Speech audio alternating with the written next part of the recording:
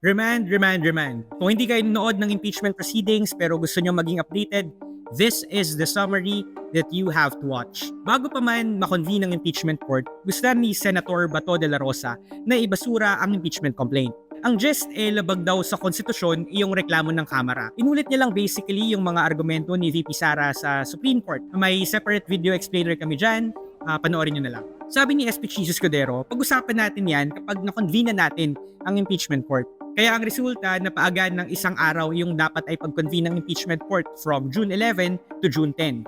Kaya nga natin nakita ang ating mga senador na nag-oath taking while wearing their impeachment robes, maliban sa tatlo.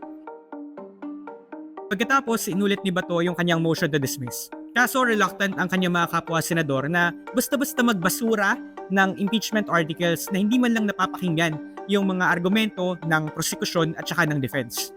Si Senator Alan Peter Cayetano sinabi kay Bato, sa halip ni dismiss, bakit di mo na lang i-apela to remand the case to the House?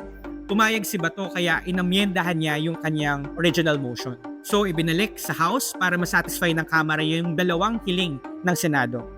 Una, i-certify ng House na hindi sila lumabag sa konstitusyon. At pangalawa, nasabihan ng House of the 20th Congress, take note 20th, hindi 19th, na gusto pa rin nilang ipagpatuloy yung paglilitis. Nanalo yung motion to remand, 18 ang nag-yes, 5 ang nag-no, namely Senators Rizal de Veros, Coco Pimentel, Grace Poe, Nancy Binay, and Sherwin Gatchalian.